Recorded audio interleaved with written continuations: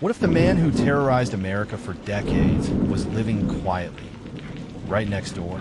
A husband, a father, a man who waved at neighbors and smiled at strangers. But by night, he became one of the most sadistic predators in American history. He stalked families, broke into homes, tied husbands, assaulted wives, killed without mercy. For 40 years, he was a ghost, uncatchable, untouchable, until one shocking breakthrough, forensic science, dragged him out of the shadows. This is the story of how the Golden State Killer was finally unmasked. But be warned, the truth is darker than anyone expected. It started in the 1970s. Small California suburbs, Sacramento, Contra Costa, Stockton, were paralyzed by a wave of home invasions. The intruder was meticulous. He watched families for days, sometimes weeks. He learned their routines, studied their weaknesses. Then, in the dead of night, he struck. He broke in with military precision.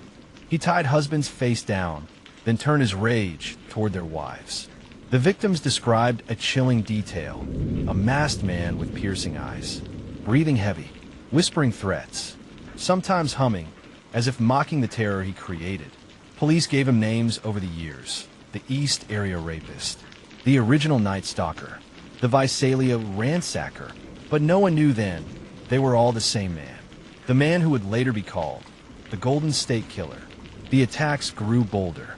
In one home, he made victims stack dishes on the husband's back, warning, "If I hear them fall, I'll kill you both."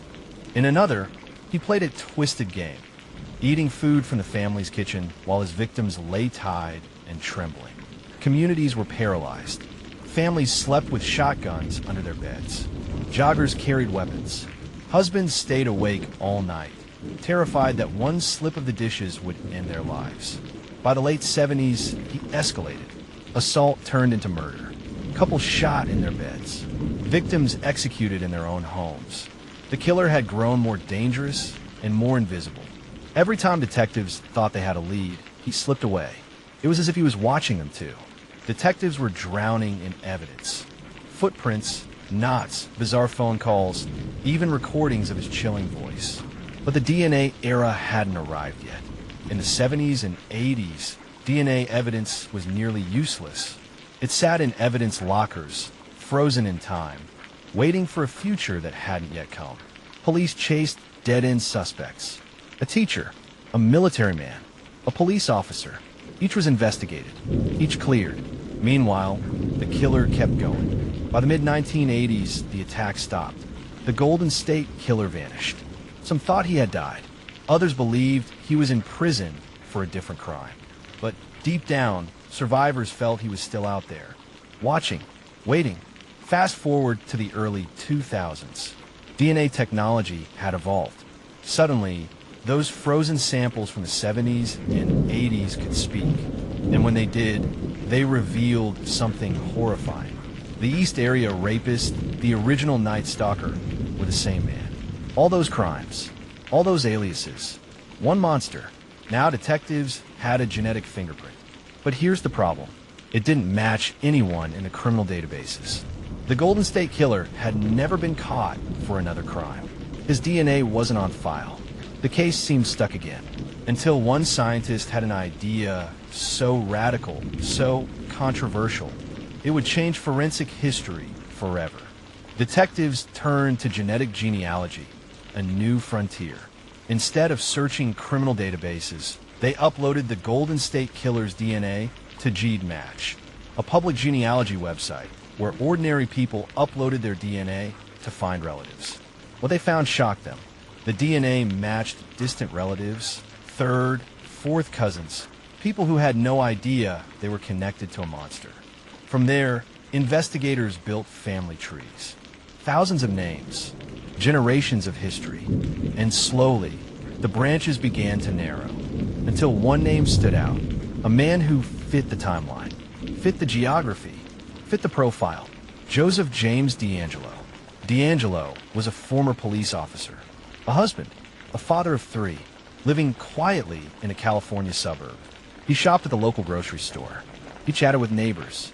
He appeared ordinary, but when detectives looked closer, the pieces fit chillingly well. He was in the right cities at the right times.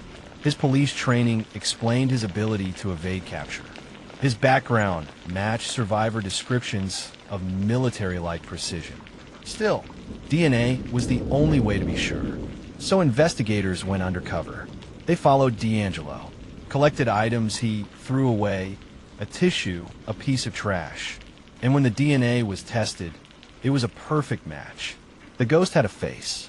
After 40 years, the Golden State Killer was finally caught. April 2018, police surrounded his home in Citrus Heights, California. DeAngelo, 72 years old, was taken into custody. The man who once tied families at gunpoint now sat quietly in handcuffs. Neighbors were stunned.